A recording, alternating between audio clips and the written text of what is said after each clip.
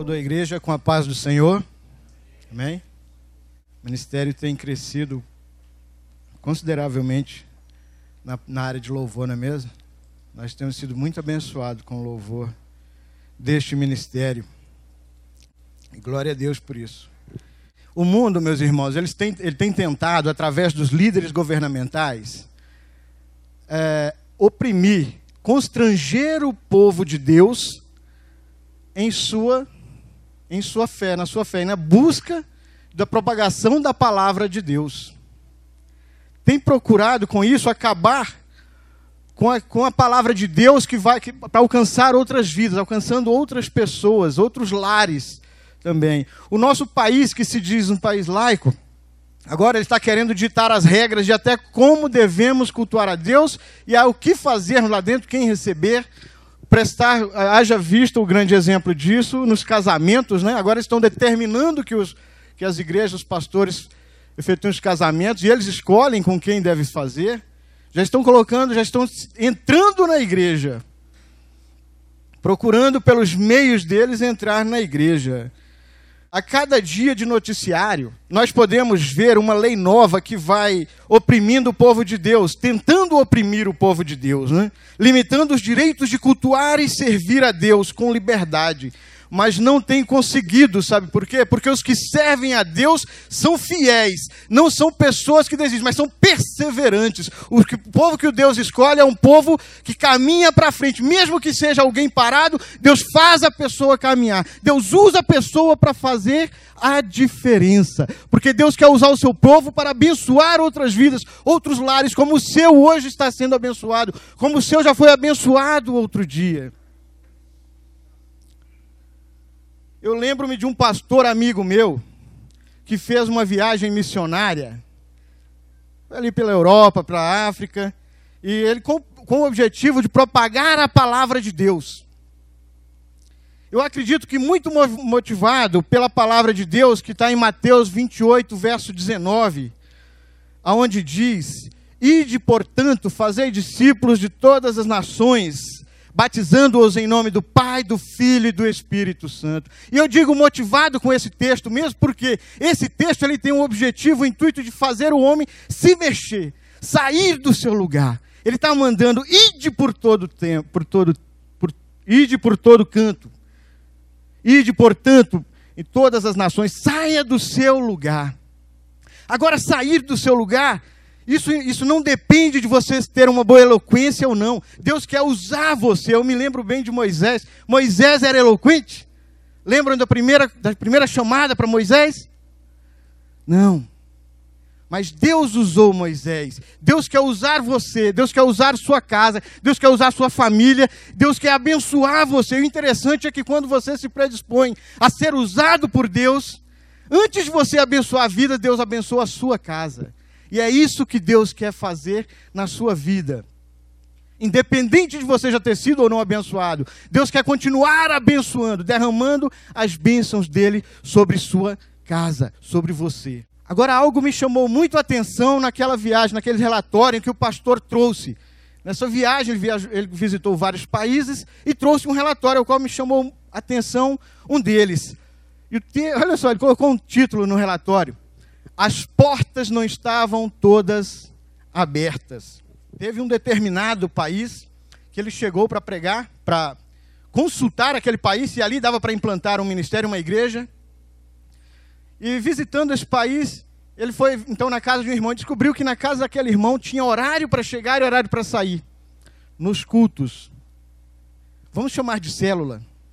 Era no meio de semana, aquele povo estava cultuando a Deus em uma célula, mas o povo chegava lá escondido. Eles chegavam escondido porque o povo estava ali, as pessoas, a vizinhança não podia saber que ali estava sendo pregado a palavra de Deus, pois eles sofreriam então retaliações, perseguições. As pessoas passavam e jogavam dejetos, jogavam pedras na porta, na vidraça. Eles, para cultuar a Deus, fechavam a persiana, a porta, fechava tudo e abafava o máximo para cultuar a Deus, com o mínimo de barulho possível. E hoje,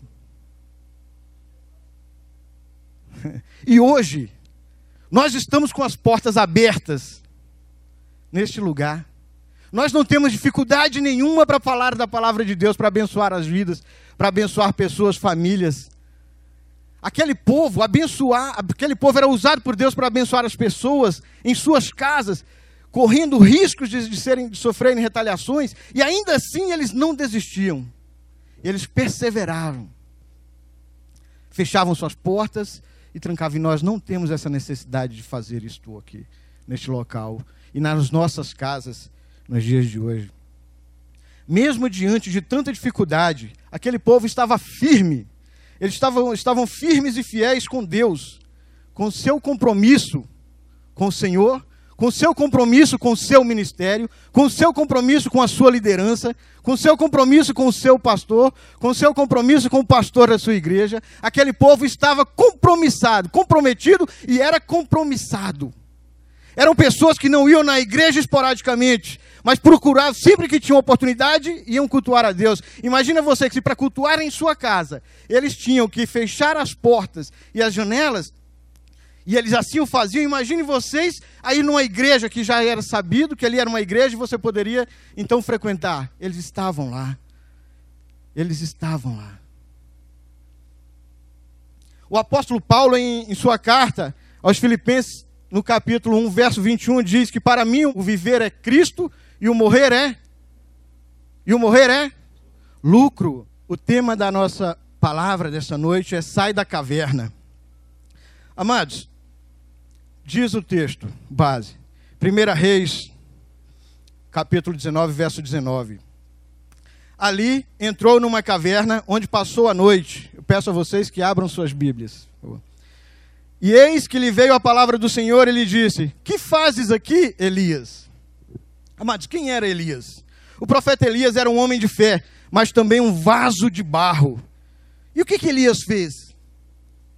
Elias, em determinado momento, mandou que lançassem mão dos profetas de Baal, que nenhum escapasse, pois aqueles profetas vinham destruindo tudo que era consagrado a Deus. Eles tiveram a oportunidade para abandonar a velha vida e viver uma nova vida, mas desdenharam, fizeram pouco caso de Deus. Aqueles profetas já não estavam mais querendo agradar a Deus, mas eles estavam preocupados em agradar Baal, Jezabel também. Amados, agradar ao homem é fácil, não é difícil. Você fazer a vontade de um homem e de repente fazer uma amizade do mundo que não seja de uma pessoa que esteja nos caminhos do Senhor ou que venha lhe abençoar com a palavra de Deus, não é difícil, é fácil. Agora o desafio é você agradar a Deus. O desafio para a igreja é buscar agradar a Deus e não mais buscar agradar aos homens. Porque quando você for agradar a Deus, você então vai abandonar as velhas práticas, ou você vai ensinar para as pessoas que eu preciso é agradar a Deus, independente das circunstâncias, da situação. Deus quer que você o agrade. Deus está esperando que você o agrade, que o busque, e não que se preocupe com o mundo, com as pessoas do mundo. E é isso que nós vamos aprender agora. Aqueles homens que estavam adorando Baal, faziam tudo para agradar Jezabel, mulher de Acabe, rei de Israel. Como se já não bastasse para aquela mulher sua origem, filha de um rei de Tiro chamado Etobal. Ela cresceu vendo seu pai praticar males, pois o rei era perverso. Casou com outro não muito diferente de seu pai. Casou-se com Acabe, que então não era nada fácil. Pôde aquela mulher colocar em prática as ruindades que ela aprendera com seu pai. Ela perseguiu Elias para matá-lo. Ela enviou a ele um bilhete. Antes de mandar matá-lo, ela enviou a Elias um bilhete. Falou: Elias, eu vou matar você. Eu vou mandar matar você do mesmo jeito que aconteceu com os meus profetas. Todos os meus profetas que você me lançou mão, eu estarei também repartindo cada um com você. E aquilo trouxe para Elias então uma preocupação muito grande, muito forte. Elias estava recebendo um aviso, uma notícia de que seria procurado para morrer. estariam procurando ele para matá-lo. Amados, em determinado momento, Elias estava sendo movido pela fé. Elias, em determinado momento, era movido pela fé. Em outros momentos, ele era feito como um vaso de barro. O que causou muito medo em Elias foi a informação de que ele seria morto. Elias estava obedecendo a Deus. Deus falava para ele fazer algo, ele fazia. Ele sabia que precisava cultuar a Deus, ele sabia que precisava defender a vontade de Deus. Então ele fazia sempre. Assim ele fez. E quando o povo começou a afastar-se da vontade de Deus, ele deu oportunidade para o povo se voltar. Ele deu oportunidade para o povo voltar sua atenção para Deus. Mas o povo resistiu. O povo não aceitou. O povo preferiu agradar Jezabel, mulher de Acabe. O povo estava adorando o mundo, o povo estava agradando ao mundo e não estava agradando a Deus. E aquilo então trouxe no coração de Elias uma insatisfação enorme. A primeira dificuldade de Elias era manter a sua fé constante. Ele fazia a vontade de Deus. Deus está mandando, eu vou fazer.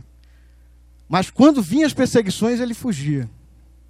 Ele fugiu quando soube da notícia, quando recebeu aquele bilhete informando da sua morte. Ele correu.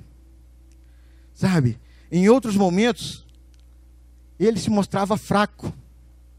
Ele era de fé, mas também era um fraco, um vaso fraco, frágil. Eu quero dizer para você que você tem que ser um homem de fé.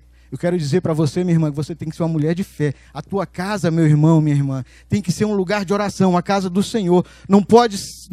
Você não pode se deixar que resistam a prestar um culto ao Senhor na sua casa. Você tem que ser aquele varão que Deus escolheu para você, varão. Você tem que ser aquela varoa que Deus apontou para você e falou: você é escolhida minha. Varão, você é meu. Varoa, você é minha. Deus escolheu você para ser um guerreiro vitorioso. O Senhor escolheu você para estar, sabe o que, meu irmão? Ajudando o seu ministério, ajudando o seu pastor. Deus não escolheu você para ficar parado, mas Deus escolheu você para ser bênção. Deus escolheu você para ser bênção, para ser uma pedra, um canal de bênção, uma mangueira, um canal de bênção para a obra de Deus em outras famílias também. Quando Deus, lembra que eu falei, quando Deus abençoa você, é porque Ele quer usar você também para abençoar outras vidas. Agora é a oportunidade que nós temos, que você tem, de abençoar outras vidas, fazer a obra de Deus, deixar Deus te usar para fazer a obra dele. Você foi escolhido para uma bênção. Deus chamando Moisés, Moisés resistiu. Lembram disso? Deus chamou Moisés para fazer a obra dele. Isso Moisés já tinha 40 anos, hein? E Deus chamou Moisés. Moisés, não quero. Não vou. E Deus foi falando para ele, argumentando com ele, até que Deus cansou. Falou: para, agora você vai fazer o que eu mandei. Moisés botou uma série de desculpas lá, de desculpas, né? Ah, sou gago, minha língua não é presa, enfim. Deus falou: não, calma, basta, chega. Eu quero você. Você que é o canal de bênção. Eu quero dizer para cada um que está aqui: você é o canal de bênção. Deus quer usar você. Não importa se você é eloquente ou não. Ele vai fazer você. Ele vai fazer você do jeito que Ele precisa. Não é do jeito que você quer. É do jeito que o Senhor precisa. Amém? Deus chamando Josué, no capítulo 1, verso 9. Disse Deus, e Josué resistiu. E disse Deus para Josué que Josué precisava, que Josué, não temas, mas vá, ser forte e corajoso, porque eu, Senhor teu Deus, estou contigo. Josué também resistiu. E nós temos tantos outros exemplos na Bíblia de pessoas que vinham resistindo ao chamado de Deus. E eu não estou pregando aqui só para você sair do seu lugar e ir pregar. Eu estou falando porque você também deve ser motivo de bênção dentro da sua casa.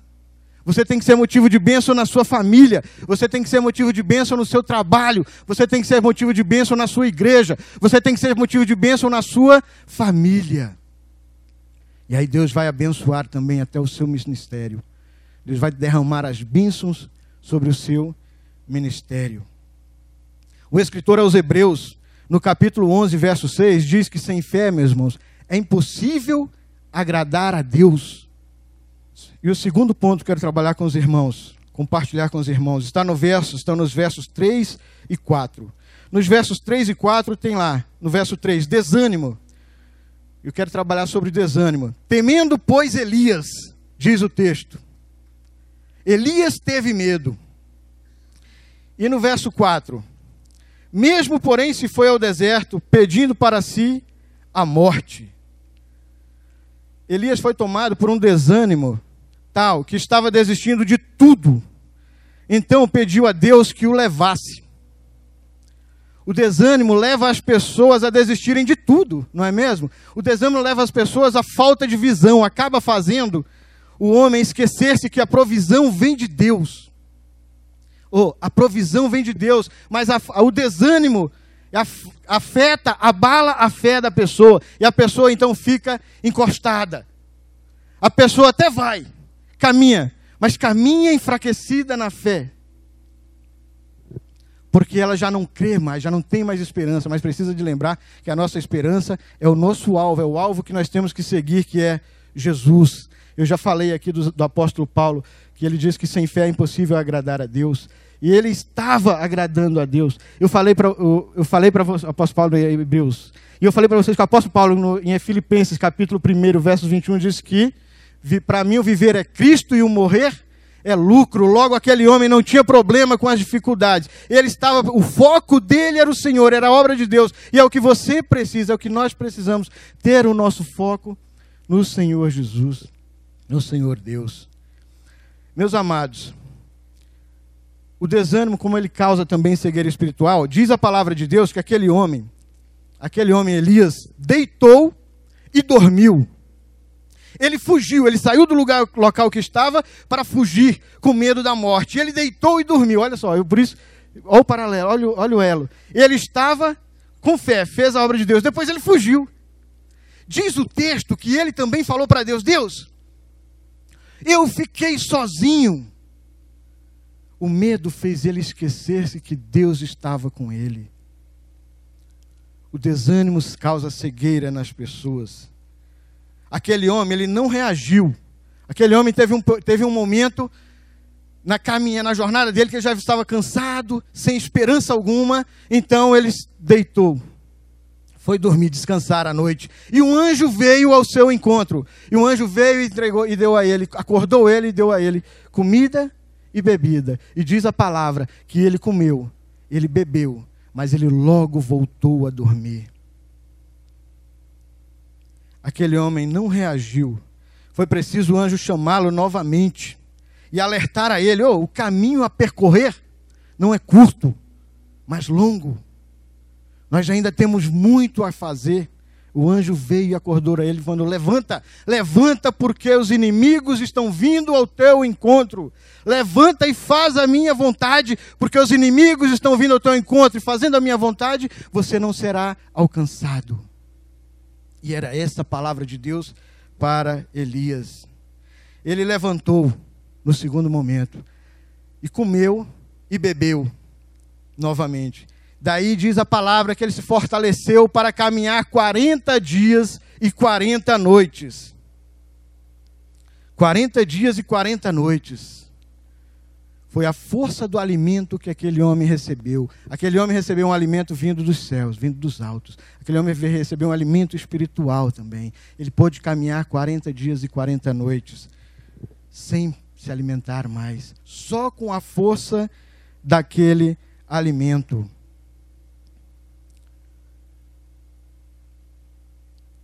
Quero dizer a você que o caminho não é curto, mas Deus estará dando a vocês alimento suficiente para percorrer todo o caminho, qualquer distância, e não o deixará perecer pelo caminho. O alimento está aqui na casa do Senhor. O alimento está aqui, neste local. E aí as pessoas se alimentam e acham que não precisam mais do alimento de se alimentar na casa de Deus, e vão para casa. E deixam de vir à igreja e perdem, e vão se enfraquecendo espiritualmente. O alimento está aqui na casa do Senhor. Deus vai te abençoar nesta noite. eu creio que Deus vai derramar sobre sua vida uma bênção que você jamais recebeu. Sabe que você que aqui está hoje é para receber uma bênção de Deus. Olha, nenhum culto é igual ao outro. Não existe culto melhor ou pior. Existe um culto a Deus onde Deus derrama a sua bênção para aqueles que lá estavam. E Deus está derramando sobre a cabeça de cada um aqui nesta noite uma bênção. Uma bênção que você jamais imaginou receber. Deus está neste lugar aqui para abençoar a sua vida. Ele sabe do que está no teu coração, da tua necessidade. Ele sabe o que está te angustiando. E Ele está aqui nesta noite para abençoar você, para cuidar de você. O apóstolo Paulo, ele afirmou em Filipenses 4:11, aprendi a viver contente em toda e qualquer situação. Meus amados, as circunstâncias não podem determinar o seu humor. As circunstâncias não podem determinar se você é vitorioso ou derrotado. As circunstâncias não podem determinar o que você vai fazer. As circunstâncias não podem determinar o caminho que você vai traçar. Você tem que ser firme, forte nos caminhos do Senhor. As circunstâncias não podem mudar o seu humor. Amém? E último, 3. Deus conservará os seus fiéis. Amados, Deus conservará os seus fiéis. Acompanhe a leitura conosco. Verso 10. E ele disse: tenho sido muito zeloso pelo Senhor Deus dos exércitos, porque os filhos de Israel deixaram a tua aliança, derrubaram os teus altares e mataram os teus profetas à espada, e só eu fiquei e buscam a minha vida para me tirarem. E Deus lhe disse: sai para fora e põe-te neste monte perante o Senhor. E eis que passava o Senhor, como também um grande e forte vento, que fendia os montes e quebrava as penhas diante do Senhor. Porém, o Senhor não estava no vento. E depois do vento, um terremoto. Também o Senhor não estava no terremoto. Depois do terremoto, um fogo. Mas o Senhor não estava no fogo. E depois do fogo, um cicio tranquilo e suave. Elias, após caminhar 40 dias e 40 noites, então Deus mandou a ele que saísse. Mas Elias resistiu, porque Elias saiu daquele lugar e foi para dentro de uma caverna. Logo ele sentiu fraqueza de novo. E ele foi para dentro de uma caverna. Então Deus mandou que ele saísse. Mas Elias resistiu. Elias não queria sair. Elias estava amedrontado. Elias, um homem que fazia a vontade de Deus, obedecia a Deus, amedrontado, com medo das dificuldades, dos problemas. Ele experimentou momentos turbulentos, aquele homem. Forte vento, terremoto e fogo. Tudo aquilo tinha um propósito, tinha um objetivo: fazê-lo sair da caverna. Fazê-lo sair da caverna. Mas quanto mais via as turbulências, Elias se escondia.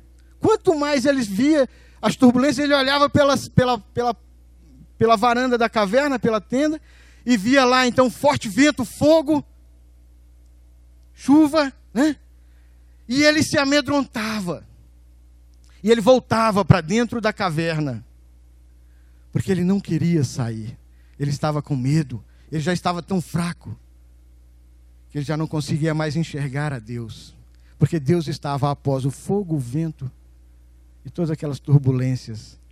Mas o olhar dele já não enxergava mais Deus. A vista dele já não conseguia mais. Quantas pessoas estão assim hoje no mundo, né? Escondidas em cavernas. Quantas pessoas estão hoje amedrontadas? Quantas pessoas estão hoje se resguardando, com medo de sair e pregar a palavra de Deus, fazer a diferença? Quantas pessoas estão assim? Você pode ser usado por Deus, e isso não quer dizer que você esteja escondido ou amedrontado dentro de uma caverna, mas isso quer dizer que Deus quer usar você ainda mais. Se você está se deixando ser usado por Deus, Deus quer abençoar você. Deus quer ajudar você e outras pessoas a saírem também da caverna, se você estiver. E se você não estiver, Deus quer ajudar você, dar força a você tirar outras pessoas também da caverna. Para Elias, ali era uma turbulência enorme. Para Elias, quando ele olhava para fora, ele só via problema. Ele não via solução. E agora, como é que eu saio dessa caverna? Como eu vou sair aqui? Deus está me chamando, mas eu não consigo sair, porque tem todas essas dificuldades, tem todas as truculências aqui, turbulências. E Deus chamando ele com medo dos problemas. Eu quero dizer para você que Deus está chamando você. Deus está chamando você nesta noite. É para você entregar o seu coração para Deus. Deus está chamando você para você fazer a diferença. Deus está chamando você para você abençoar o teu ministério, quer seja financeiramente, quer seja com outra forma de trabalho, quer com o seu meio profissional, como você sabe, com a tua profissão. Mas Deus está te chamando. Eu não sei o que Deus está falando no seu coração, mas você sabe. Deus está falando algo com você, e Deus quer fazer a diferença através de você, porque Ele te escolheu para ser diferente. Ele não te escolheu para ser mais um. Deus escolheu você para você ser a diferença. O Senhor conservou naquele contexto, diz a palavra de Deus no verso 18: também conservei em Israel 7.000, todos os joelhos que não se dobraram a Baal, e toda a boca que não o beijou. E Elias estava com medo: Senhor, eu não vou sair. E Deus falando para ele: olha, eu conservei 7.000.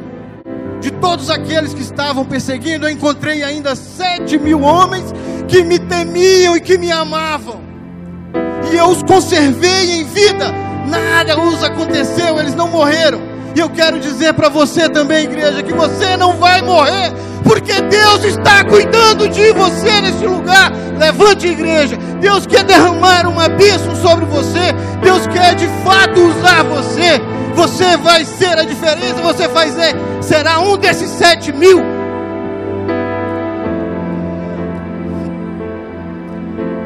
Não sei se você está vivendo algum problema. Qual é o problema? O que está sendo a sua caverna? Se você está vivendo também numa caverna, eu não sei os tipos de problema que você enfrenta, mas eu sei que Deus está para tirar você deste problema, como tirou Elias daquela caverna. E Deus abençoou Elias e quer derramar a bênção dele sobre você. É hora de você falar com Deus. É hora de você clamar a Deus. Pede a Deus agora a bênção dele sobre sua vida, porque esse é o momento. Não existe um culto igual a outro. Você não vai ter outro culto desse. Você vai ter outro culto bom, com excelência também. E Deus quer falar com você nesta noite. Ele não trouxe você aqui por acaso.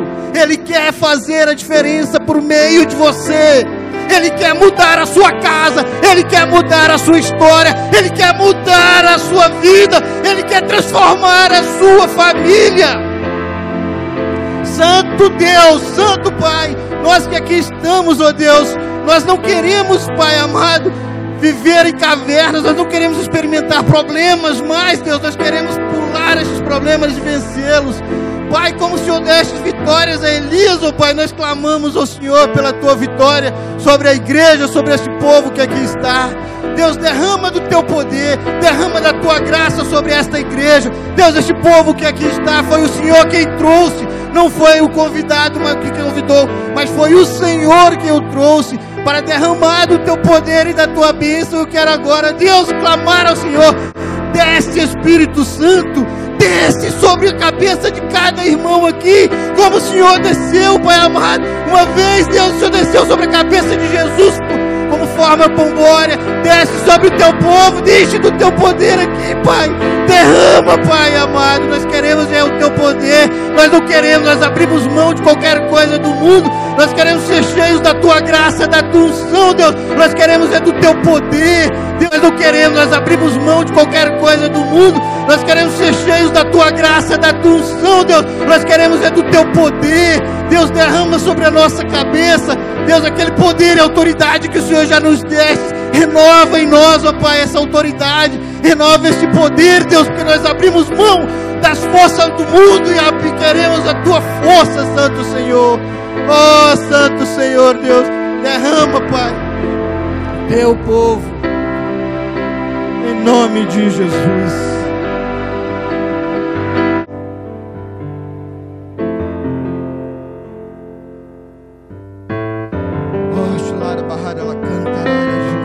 Derrama, Deus, o teu poder sobre o teu povo. Deus, que o teu Espírito Santo esteja aqui no nosso meio, abençoando-nos, Pai, nos enchendo da tua graça. Irmãos, neste momento, estenda as tuas mãos agora, as tuas mãos, vamos, minha igreja, estenda agora e fala comigo. Deus, eu recebo do teu poder e da autoridade que o Senhor me deu neste culto para vencer toda e qualquer ventania,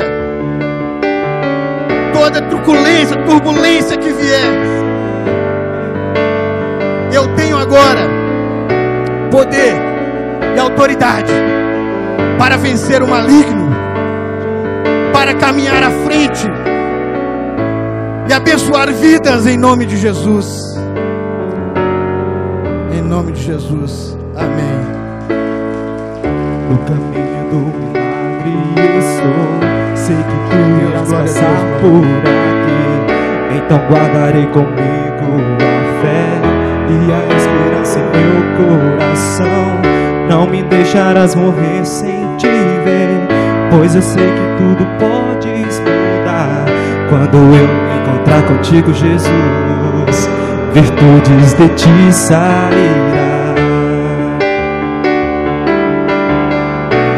Não te deixarei sem meu milagre ver. Clamarei até tua atenção chamar.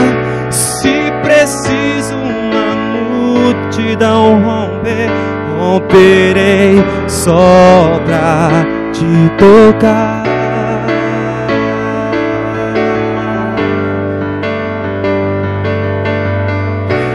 Não te deixarei sem meu milagre. Clamarei até tua atenção chamar. Se preciso uma multidão romper, romperei só pra te tocar.